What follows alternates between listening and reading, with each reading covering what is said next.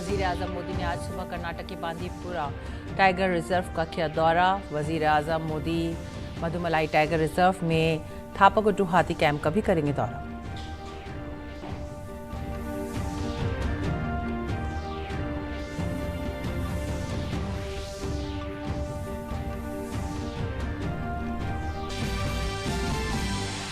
वज़ीर आज़म मोदी मैसूर में मुनक़िद project tiger के 50 बरस मुकम्मल होने के मौके पर मुनक़िद होने वाले प्रोग्राम का करेंगे इफ्तिताह। वज़ीर आज़म टाइगर्स सेंस रिपोर्ट भी करेंगे जारी।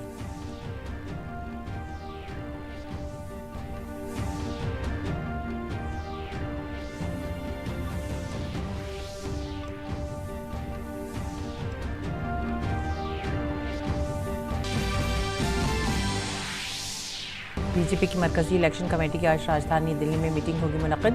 कर्नाटक असेंबली इंतख़ाबात के लिए उम्मीदवारों की फहरिस्त होगी जारी।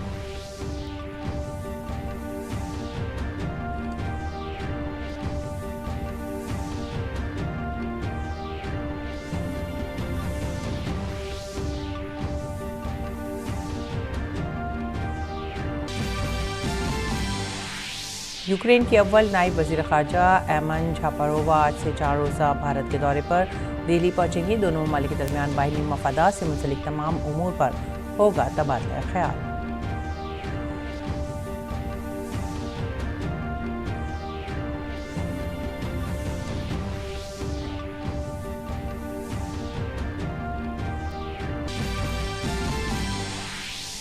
दिल्ली एनसीआर में पीएनजी और सीएनजी की कीमतों में तकरीबन 6 रुपये तक की कमी। गुज़िश्ता 2 बरसों में गैस की कीमत में पहली बार की गई है कमी।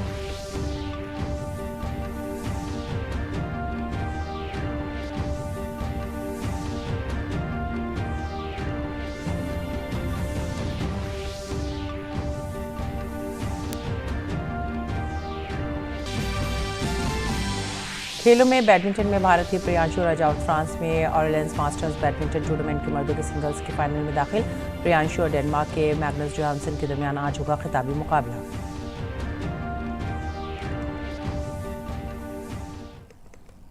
आदाब नाज़रीन, उर्दू खबरों में आप सभी का खैर मक़दम है। मैं हूं सादिया अलीम। नजर डालते इस वक्त की खास खबरों पर। वज़ीर आज़म नरेंद्र मोदी आज कर्नाटक के दौरे पर हैं। वज़ीर आज़म नरेंद्र मोदी कर्नाटक के दौरे पर। वज़ीर आज़म मोदी ने आज सुबह बांदीपुर टाइगर रिजर्व का दौरा किया। वज़ीर आज़म मधुमलाई टाइगर रिजर्व में थापागुट्टू हाथी कैंप का भी दौरा करेंगे। वज़ीर आज़म टाइगर रिजर्व के फील्ड डायरेक्टर्स के साथ भी बातचीत करेंगे, जिन्होंने हाल ही में ख़त्म होने वाली मैनेजमेंट इफेक्टिवनेस असेसमेंट मश्क के 5वें दायरे से सबसे ज़्यादा स्कोर किया। वज़ीर आज़म इंटरनेशनल बिग कैट्स अलायंस का भी आगाज़ करेंगे। वज़ीर आज़म मोदी ने जुलाई 2019 में एशिया में गैरकानूनी शिकार और जंगली हयात की तिजारत को सख्ती से रोकने के लिए आलमी रहनुमाओं के इत्तेहाद पर जोर दिया था। वज़ीर आज़म के पैगाम को आगे बढ़ाते हुए इत्तेहाद शुरू किया जा रहा है। इंटरनेशनल बिग कैट्स अलायंस दुनिया की 7 बड़ी बिल्लियों के तहफ़्फ़ुज़ पर तवज्जो मरकूज़ करेगा, यानी शेर, चीते, बर्फ़ानी चीते, पूमा, जगुआर और चीता। इन नस्लों को पनाह देने वाले आसपास के ममालिक की रुकनीत के साथ मरकूज़ है। मैसूर में वज़ीर आज़म प्रोजेक्ट टाइगर के 50 साल मुकम्मल होने के मौके पर मुनक़िदा प्रोग्राम का भी इफ्तिताह करेंगे। इस तकरीब के दौरान वज़ीर आज़म मोदी शेरों के तहफ़्फ़ुज़ के लिए अमृतकाल का विजन जारी करेंगे। टाइगर रिजर्व की इंतज़ामी असरअंदाज़ी के 5वें साइकिल के खुलासा report, all India tiger association के 5वें साइकिल की समरी रिपोर्ट के साथ शेरों की तादाद का ऐलान भी जारी करेंगे। वज़ीर आज़म प्रोजेक्ट टाइगर के 50 साल मुकम्मल होने पर एक यादगारी सिक्का भी जारी करेंगे। और डीडी न्यूज़ के नुमाइंदे तापस भट्टाचार्य ने पीएम मोदी के दौरे पर मधुमलाई टाइगर रिजर्व की डिप्टी डायरेक्टर विद्या सिंह के साथ खुसूसी बातचीत की।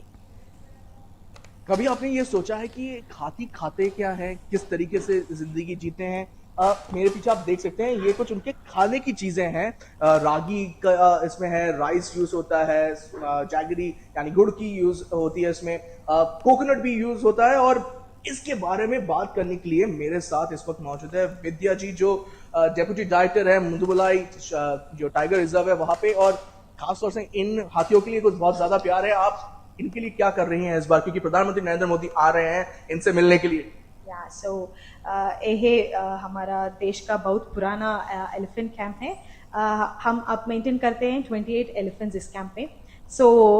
ये 2 बार हम इसको खाना खिला देंगे, उसको पब्लिक को व्यू करने के लिए हम अलो करते हैं। सो हमारे पास तो हॉर्स ग्राम है, रागी है, sugar cane, coconut, jaggery, salt, ये सब हम दे देंगे दो बार। ये आप देख सकते हैं हमारे ठीक सामने यहाँ पे लेके आया जा रहा है ये खाना उनका, और ये अलग से खाना बनता है, खाना उनके लिए लेके आते हैं। मैम ये जानना जरूर है कि ये क्या एग्जैक्टली वो सफेद क्या है? ये राइस है। राइस है, और बाकी यहाँ पे हम देख रहे हैं कि हॉर्स रागी, हॉर्स ग्राम, राइस, देन कोकोनट है, शुगर कैन है, मिनरल मिक्सचर है। प्रधानमंत्री आ रहे हैं, आप ये कितने हाथी रहेंगे, क्या उनका उनसे मिलेंगे? आप लोगों में एक्साइटमेंट जरूर है बहुत ज्यादा। या of course it's a very proud moment है। और हमने देखा है कि 2014 से 18 में एक अपटिक हुआ, एक नंबर ऑफ जो टाइगर्स है वो बड़े हैं, और प्रधानमंत्री खुद सेंसस को बढ़ाएंगे, टाइगर जो सेंसस है उसको अनवील करेंगे, तो एक्सपेक्ट करें कि फिर से एक बार और आप लोग इसमें कामयाब हो गए आगे बढ़ाने में। या हम तो बहुत ज़्यादा प्रोजेक्ट्स इम्प्लीमेंट करते हैं यहाँ पे, प्रोजेक्ट टाइगर या प्रोजेक्ट एलिफेंट, और दो सेंट्रल गवर्नमेंट फंडिंग के साथ हम हमारा प्रोटेक्शन तो बहुत इम्प्रूव हुआ। So we are looking at increasing number of tigers. आपका कोई फेवरेट है? आपका कोई फेवरेट हाथी जो आप लोग बहुत बचपन से देखते आए हैं, आप लोगों ने बहुत ज्यादा उस पर काम किया है? नो, ये जॉब के लिए आने के बाद इतना पैशनेट हो गई। हम बहुत दूर से देखते हैं ना हाथी को वाइल्ड में, तो यहाँ पे तो पास में जा सकते, उनको खाना दे सकते, so it's very nice actually। आखिरी सवाल जानना चाहेंगे कि एक तरह से प्रधानमंत्री का आना एक नई युग की शुरुआत हम कह सकते हैं। हम लोग बिग कैट अलायंस प्रधानमंत्री इसकी शुरुआत करने जा रहे हैं। मधुमली एक तरह से एक बेस्ट प्रैक्टिसेस प्रोवाइड करता है, तो आपको लगता है कि अब विदेश से लोग आएंगे आप लोगों से सीखने के लिए बेस्ट प्रैक्टिसेस कैसे इस तरीके के प्रोजेक्ट्स के लिए? या मुदमले में बहुत बढ़िया एक्टिविटी है कि ये एंटी प्रोटेक्शन एक्टिविटीज हम करते हैं ना, ये इस स्टेट में भी बहुत पुराना है। So the system is very established and we do it in a very systematic manner. That will be a very good success story of us. बहुत बहुत शुक्रिया हमसे बात करने के लिए। तो ये थी विद्या जी जो बता रही थी कि सक्सेस स्टोरी है मधुमलाई का जो टाइगर रिजर्व है, और देश विदेश से लोग आएंगे यहाँ पे बेस्ट प्रैक्टिसेस जानने के लिए, किस तरीके से ये जो बिग कैट अलायंस है इसको एक सक्सेस किया जा सकता है। कैमरा पर्सन सुमित नौटियाल के साथ मैं तापस भट्टाचार्य, दूरदर्शन समाचार, मधुमलाई टाइगर रिजर्व से। और आइए आगे बढ़ेंगे अगली खबर की तरफ। मरकजी वज़ीर दाखिला अमित शाह 10 अप्रैल को अरुणाचल प्रदेश के सरहदी गांव की विथु में वाइब्रेंट विलेज प्रोग्राम का आगाज़ करेंगे। वज़ीर आज़म नरेंद्र मोदी की क़यादत में हुकूमत ने माली साल 2022-23 से 2025-26 के लिए 4,800 करोड़ रुपए के एक वाइब्रेंट विलेज प्रोग्राम को मंजूरी दी है, जिसमें रोड कनेक्टिविटी के लिए 2500 करोड़ रुपए भी शामिल हैं। इस प्रोग्राम से सरहदी गांव में रहने वाले लोगों के म्यारी ज़िंदगी को बेहतर बनाने में मदद मिलेगी और लोगों को उनके आबाई इलाकों में रहने के मौके मिल सकेंगे, ताकि गांव से नकल मकानी को रोका जा सके और बॉर्डर सिक्योरिटी को बढ़ाया जा सके। इस प्रोग्राम के तहत अरुणाचल प्रदेश, सिक्किम, उत्तराखंड और हिमाचल प्रदेश और मरकज़ के ज़ेर इंतज़ाम इलाके लद्दाख में शुमाली सरहद के साथ 19 अजला के 46 ब्लॉक्स के 2,967 गाँव को वाइब्रेंट विलेज प्रोग्राम के तहत तरक्की के निशान पर रखा गया है। अमित शाह अरुणाचल प्रदेश की हुकूमत के 9 माइक्रो हाइडल प्रोजेक्टों का इफ्तिताह करेंगे, जो golden jubilee border lighting programme है। इसके साथ साथ वज़ीर दाखिला इंफ्रास्ट्रक्चर को बढ़ाने और ITBP के एहलकारों के साथ बातचीत करने के लिए भारत तिब्बत सरहदी पुलिस की मंसूबों की भी नकाबकुशाई करेंगे। इसके अलावा अमित शाह नमती मैदान का दौरा करेंगे, जहाँ वो वालोंग वार मेमोरियल पर खराज अक़ीदत पेश करेंगे। बीजेपी की मरकजी इलेक्शन कमेटी की मीटिंग आज होगी। मीटिंग में कर्नाटक असेंबली इंतखाबात से मुताल्लिक़ उम्मीदवारों की फहरिस्त पर हतमी मोहर लगाई जाएगी। मीटिंग के बाद बीजेपी अपने उम्मीदवारों की पहली फहरिस्त जारी कर सकती है।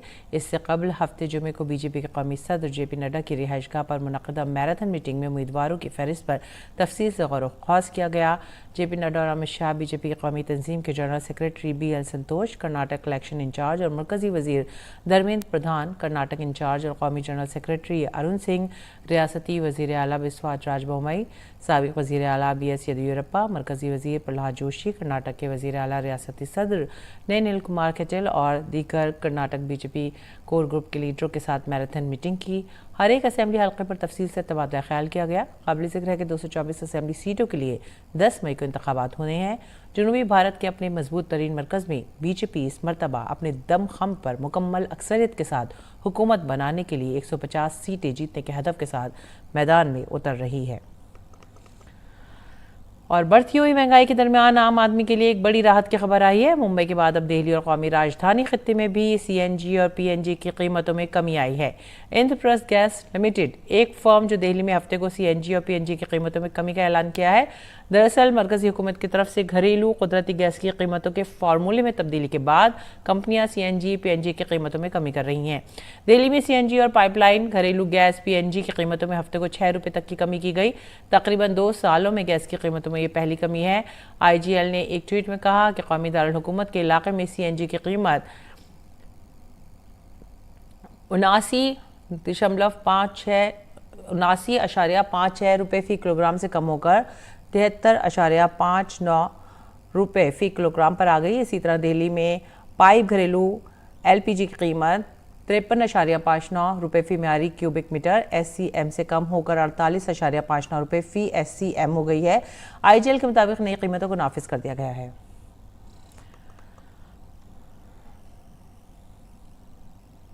और भारत की G20 सदारत में केरला के कोयटम जिले के कुमारकोम में जारी दूसरी G20 तरक्याती वर्किंग ग्रुप की मीटिंग का आज आखिरी दिन है। इजलास में शरीक मंदूबीन ने तरक्याती मनसूबों और माहौलियात से मुतालिक एजेंडे के दरमियान बाहमी रवाबित को बढ़ाने की जरूरत पर जोर दिया। मौसमियाती तब्दीली और अक़वाम मुत्तहिदा के framework convention on climate change, world bank और इंटरनेशनल एनर्जी एजेंसी के माहिरीन ने माहौलियात के लिहाज से सेहतमंद तर्ज ज़िंदगी के जरिए तरक्की और माहौलियात के मसाइल को उजागर किया।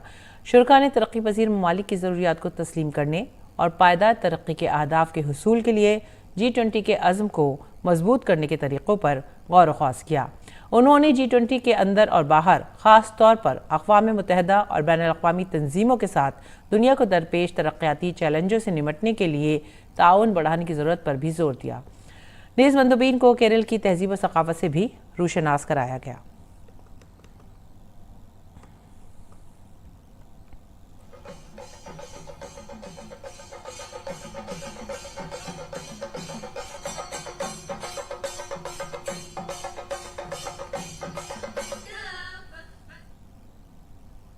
बीजेपी ने दिल्ली हुकूमत पर दिल्ली जल बोर्ड को माली बदहाली की तरफ धकेलने का संगीन इल्ज़ाम लगाया है।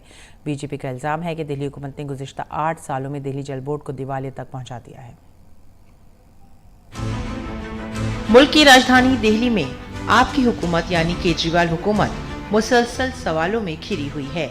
अब एक बार फिर से भारतीय जनता पार्टी ने दिल्ली हुकूमत पर दिल्ली जल बोर्ड को माशी बदहाली की तरफ धकेलने का संगीन इल्ज़ाम लगाया है। बीजेपी का कहना है कि पिछले 8 सालों में अरविंद केजरीवाल हुकूमत ने दिल्ली जल बोर्ड को माली तबाही की तरफ धकेल दिया है। वो इदारा जो साल 2014-15 में 700 करोड़ के सालाना मुनाफे में था, आज उसी दिल्ली जल बोर्ड पर 71,000 करोड़ रुपए का कर्ज है। यहाँ तक कि अगर दिल्ली हुकूमत इस माली साल 2023-24 का पूरा बजट खर्च कर देती है, तब भी उसे मुनाफे में नहीं लाया जा सकता। केजरीवाल ने दिल्ली जल बोर्ड को बिल्कुल दिवालिया बना दिया है और जनता को झूठ परोसने का काम कर रहे हैं।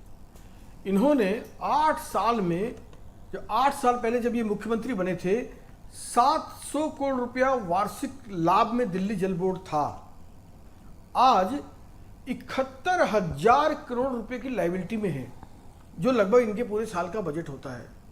आप सोच सकते हैं कि इन्होंने कैसे दिवालियापन कर दिया है। और हम तो लगातार मांग करें इस पर श्वेत पत्र लाएं, वो पैसे कहाँ गए, कैसे खर्च हुए, कहाँ गुम हो जा रहे हैं, यह एक बड़ा सवाल है। इसमें भी बड़ा भ्रष्टाचार का मामला निकलने वाला है। और ये कहते थे हम टैंकर मुक्त कर देंगे दिल्ली को, 2015 में बोला, 17 में बोला, 19 में बोला, 20 में बोला, अब फिर बोल रहे हैं कि हम दिल्ली के हर घर में टैप से पानी दे करके और साफ पानी देंगे, 24 घंटे पानी देंगे। क्या मैं दिल्ली वालों से पूछना चाहता हूँ, 24 घंटे छोड़ो, 2 घंटे सुबह और शाम भी साफ पानी नसीब नहीं हो पा रहा, मुहैया नहीं हो पा रहा है। यही नहीं बल्कि दिल्ली हुकूमत के कौलो फैल में भी फर्क देखा जा रहा है, जिसने घरेलू सारिफीन को हर माह 20 किलो लीटर यानी 20,000 लीटर तक मुफ्त पानी फराहम करने का वादा किया है। कुछ रेजिडेंट वेलफेयर एसोसिएशन ने भी दिल्ली हुकूमत पर सवाल उठाए हैं। मैं तो बड़ा सरप्राइज हूँ कि दिल्ली जल बोर्ड जो इतने बड़े बड़े वादे करती है, उसमें कोई तथ्य नहीं है। कोई सच्चाई नहीं है। पानी इतना गंदा आता है कि जानवर भी नहीं पी सकते, और कभी कभी तो पानी नहीं आता। मैं जो टावर हाइट सोसाइटी से बिलोंग करता हूँ, यहाँ मैं कई साल अध्यक्ष भी रहा हूँ। आज भी हमारे सीनियर सिटीजन कम से कम 50-60 फैमिली रहती है, 2-2 मेंबर रिटायर हो चुके हैं। दिल्ली जल बोर्ड जो है 15-20 हज़ार का बिल भेज देती है, कहाँ से भरेंगे? दिल्ली सरकार सिर्फ खोखले वादे के अलावा कुछ नहीं कर रही। अपोजिशन का साफ कहना है कि आज भी दिल्ली के लोगों को पानी की किल्लत का सामना है। कुछ बस्तियों से लेकर पॉश कॉलोनियों तक लोगों को दिल्ली जल बोर्ड से काला गंदा पानी आने की शिकायतें मिल रही हैं। इसके अलावा तमाम मजाज कॉलोनियां, कच्ची आबादियों या कच्ची आबादियों में वाटर सप्लाई की नई पाइपलाइन बिछाने का काम भी ठप होकर रह गया है। Bureau report, DT news. नाज़रीन, अब पेश है दिल्ली से शाया उर्दू अखबारात का मुख्तसर सा जायजा।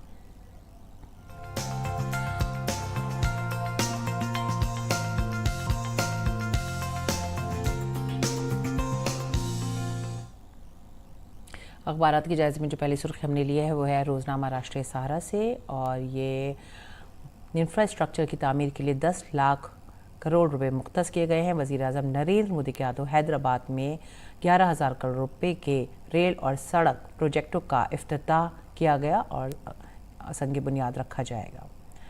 इसके बाद की जो सुर्खी है वो दिल्ली से मुतालिक है। दिल्ली में CNG और PNG की कीमतों में 6 रुपये तक की कमी की गई है, जिससे लोगों में राहत है। आगे बढ़ेंगे। इनकलाब की सुर्खी, सदर जमहूरिया मुर्मू ने सुखोई फाइटर जेट में परवाज़ की, और इसके बाद जो सुर्खी ले रहे हैं वो इनकलाब से है। मरकज़ी वज़ीर क़ानून किरण रिजिजू हादसे में बाल बाल बचे हैं। श्रीनगर जम्मू शाहराह पर मरकज़ी वज़ीर क़ानून हादसे का शिकार हुए, जिसमें वो बाल बाल बचे। और उसके बाद जो सुर्खी ले रहे हैं वो है PM मोदी ने हैदराबाद में ख़ानदानी सियासत पर हमला बोला और कहा कि ख़ानदानी सियासत भारत की तरक्की में सबसे बड़ी रुकावट रही है।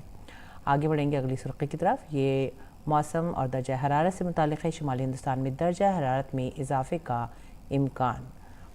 तो नाज़रीन, ये थी आज की सुर्खियाँ, और इसके बाद अब नज़र डालेंगे अगली ख़बर पर। दुनिया भर में ईस्टर का त्यौहार आज मनाया जा रहा है। ईस्टर को रिसरेक्शन के तौर पर मनाया जाता है। ईसा मसीह के रिसरेक्शन के तौर पर इस दिन को मनाते हैं। ईस्टर संडे को ईसा मसीह की फतह के दिन के तौर पर मनाया जाता है, जिस दिन ईसा मसीह को मसलूब किया गया था। आज ईस्टर के मौके पर दुनिया भर में गिरजाघरों को सजाया गया है। इस मौके पर हफ्ते और इतवार के दरमियानी शब गिरजाघरों में दुआओं का एहतमाम भी किया जा रहा है। भारत में भी ईस्टर की धूम है। मुल्क भर के गिरजाघरों को सजा दिया गया है और ईसाईयत के मानने वालों इबादत के लिए गिरजाघरों में पहुंच रहे हैं।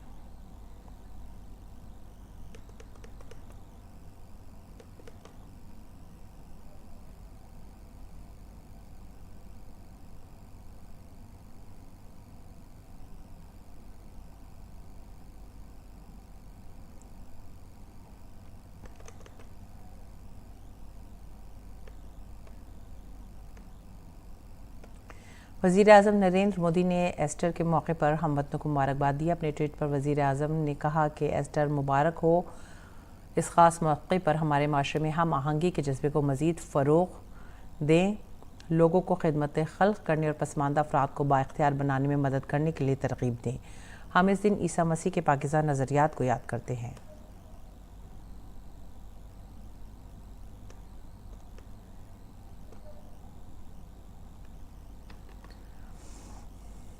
और अब नज़र डालते हैं बैन अक़वामी ख़बरों पर। हौसी बाग़ियों और अम्मान के दरमियान मुमकिन अमन माहिदे पर मुज़ाकरात के लिए अम्मान से एक वफ़द यमन के दारुल हुकूमत सना पहुँच गया है। मस्कत से दीगर हौसी मंदूबीन अम्मान से एक तैयारी में हौसी मुज़ाकरात कार मोहम्मद अब्दुल सलाम समेत सना पहुँचे। काबिल ज़िक्र है कि यमन 2015 से हौसी बाग़ियों और यमन की बैन अक़वामी तौर पर तस्लीम शुदा हुकूमत के दरमियान फ़ौजी तनाज़े का शिकार है। गुज़िश्ता 8 सालों में इस फ़ौजी तनाज़े में हज़ारों अफ़राद अपनी जानें गंवा चुके हैं। अम्मानी वफ़द और हौसी आला हुक्काम के दरमियान मुस्तक़िल जंगबंदी के मुआहदे पर मुज़ाकरात आज मुतवक्किल हैं।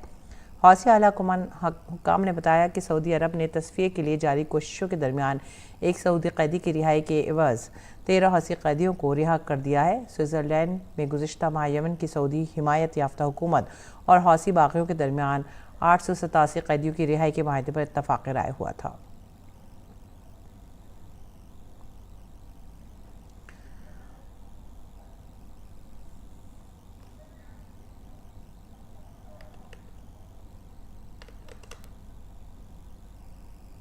ट्यूनिस के मशरक़ी साहिल पर तारिकिन वतन की 2 कश्तियाँ ग़रक़ाब होने से 27 अफराद लापता हैं, जिनकी हलाकत का खदशा है।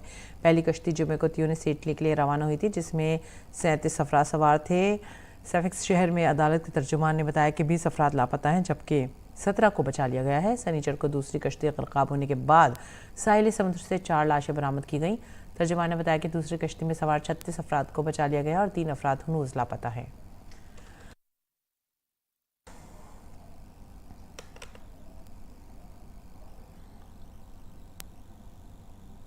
और यूक्रेन की पहली नायब वज़ीर ख़ारजा एमन ज़ापरोवा आज भारत पहुंच रही हैं। अपने 4 रोज़ा दौरे के दौरान वो वज़ारत ख़ारजा में सेक्रेटरी संजय वर्मा से बातचीत करेंगी। दोनों के दरमियान बाहिमी दिलचस्पी के उमूर पर बातचीत का इम्कान है। यूक्रेन की मौजूदा सूरत हाल और बाहिमी मफादात के आलमी उमूर पर तबादला ख्याल किया जाएगा।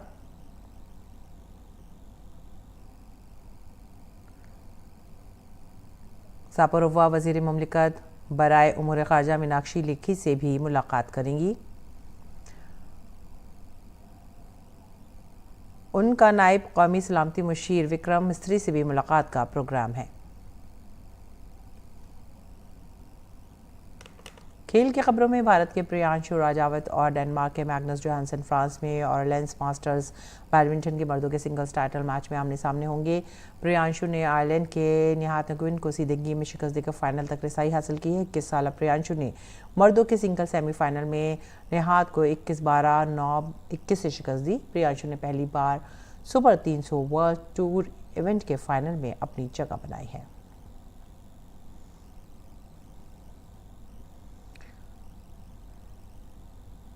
और इस बीच इंडियन प्रीमियर लीग में दिल्ली कैपिटल्स की शिकस्त का सिलसिला जारी है।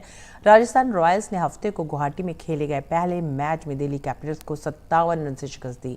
दिल्ली को जीत के लिए 200 रन दरकार थे, लेकिन टीम 20 ओवर में 9 विकेट पर 142 रन ही बना सकी। मैच में दिल्ली की टीम ने टॉस जीतकर पहले गेंदबाजी का फैसला किया। राजस्थान की टीम 20 ओवर में 4 विकेट पर 199 रन ही बना सकी।